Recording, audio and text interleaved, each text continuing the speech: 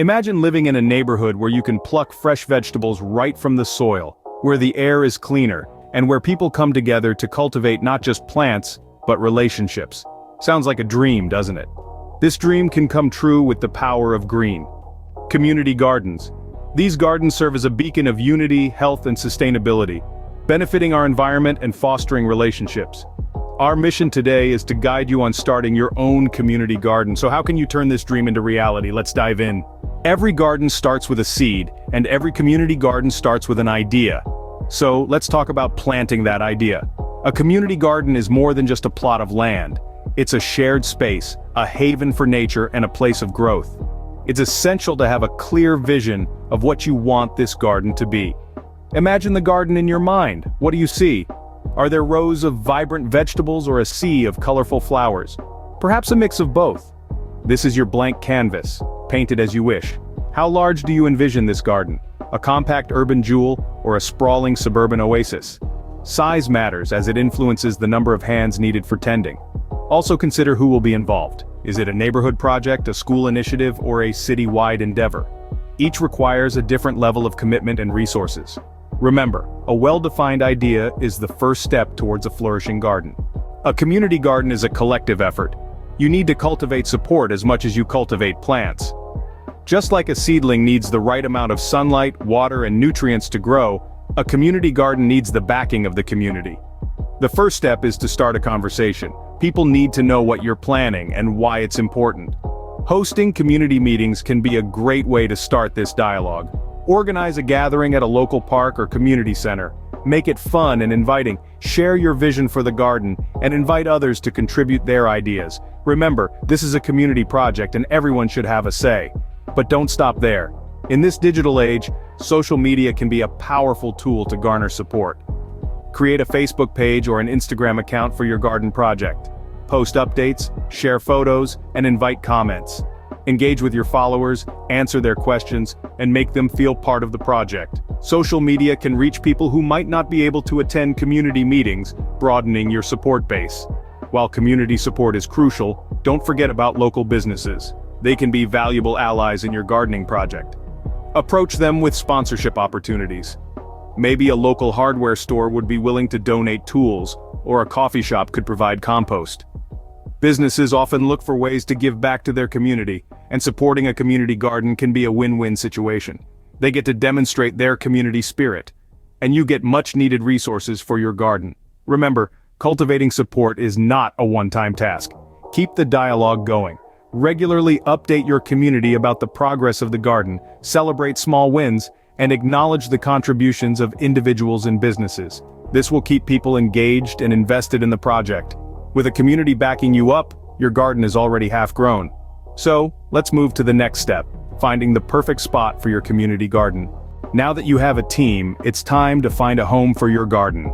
You see, choosing the perfect spot for your community garden is like choosing the canvas for your masterpiece. It's the foundation upon which all your hard work and creativity will be built upon. First things first, let's talk about sunlight. Most fruits, vegetables, and flowers need at least 6 to 8 hours of full sun each day. So, scout your potential locations at different times of the day to ensure they get enough light. Next, consider water access. Your plants are going to get thirsty, and lugging water from far away can be a real hassle. Look for a location that's either near a water source or where one can be easily installed. Size is another important factor. Your garden should be large enough to accommodate your community's needs, but not so large that it becomes overwhelming to manage. But it's not just about the natural elements. There are also legal considerations to keep in mind. Make sure the land you're eyeing is available for your use. You might need to get permissions or permits, so be prepared to navigate some paperwork. Remember, the perfect spot isn't just about the physical characteristics of the land, it's also about a place that feels welcoming and accessible, a place that your community can call their own. Choosing the right location can make or break your garden. So take your time, do your research, and choose wisely. Your future plants are counting on you. Now comes the fun part, designing your garden. This is where creativity meets practicality, where your garden begins to take shape, and where your dream starts to come to life. Let's start with plant placement.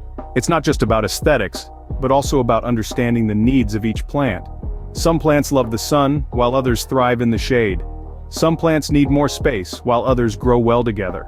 So think about the plant's needs, the sunlight, and the space they require when plotting your garden. Next, consider your walkways. These aren't just practical paths for you to navigate your garden, they're an opportunity to add character and charm. Think about the material you'd like to use: gravel, stone, wood chips, or maybe even a mosaic of broken tiles or pebbles. Choose something that reflects your community's personality. And let's not forget about communal spaces. A garden is more than just a place to grow food, it's a place to grow community. So, consider adding a seating area, a picnic table, or even a small stage for community events. These spaces can become the heart of your garden, where people come together to share, learn, and celebrate. Now, an important aspect to consider is environmentally friendly practices. Consider incorporating composting areas for organic waste, installing rain barrels for water conservation, and using native plants that are adapted to local conditions and beneficial to local wildlife. These practices not only make your garden more sustainable, but also turn it into a living, breathing example of environmental stewardship. Designing your garden is a process of trial and error, of learning and adapting. Don't be afraid to make changes, to experiment, to let your garden evolve with your community. Remember, this is your garden, your community's garden. It should reflect who you are, what you value, and how you see your relationship with the natural world. A thoughtful design will make your garden not just productive but also a beautiful space to spend time in. So, let your creativity fly, let your hands get dirty, and let your garden grow. With the design in place, it's time to get your hands dirty. Soil preparation is the first step, and it's crucial. Start by turning over the soil, breaking it up to about 12 inches deep. This process, known as tilling, allows roots to penetrate the soil more easily. Next, enrich the soil. Composting is a fantastic and sustainable way to do this. Compost introduces beneficial organisms to the soil and also helps retain moisture. Now, let's move on to planting. Consider the specific needs of each plant. Some might require more sunlight, others might need more shade. Plant your seeds or seedlings according to the guidelines provided on the seed packet or plant tag, ensuring the right depth and spacing. Watering is a critical part of maintenance.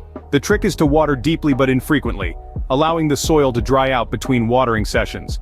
This encourages roots to grow deep into the soil. Keep an eye out for pests and diseases. Natural methods of pest control, like introducing beneficial insects, can be an organic and sustainable solution. Lastly, don't forget to weed regularly. Those pesky intruders can steal nutrients from your plants if left unchecked. Remember, a garden requires regular care, but the fruits and vegetables of your labor will be well worth it. And now, the moment you've been waiting for, the harvest. The fruits of your labor, quite literally, are ripe and ready to be plucked. This is a time of jubilation and sharing. The fresh produce you've grown isn't just a testament to your hard work, it's a bounty to be enjoyed by your community. Imagine the joy of a child tasting a carrot they've grown for the first time, or the satisfaction of a neighbor making a salad from the vegetables they helped cultivate. There's a unique kind of fulfillment that comes from eating food you've grown yourself, and sharing that feeling with others only magnifies it. But remember, a community garden's harvest isn't just about the food, it's about the connections you've grown along the way. It's about the shared sense of achievement and the strengthened bonds that come from working towards a common goal. As the seasons change, so will your garden. Keep the momentum going by planning for the next planting season, setting new goals, and finding new ways to engage your community. Maybe it's a seed swap, a harvest festival, or a community cook-off. Whatever it is, keep the garden alive with activity and purpose.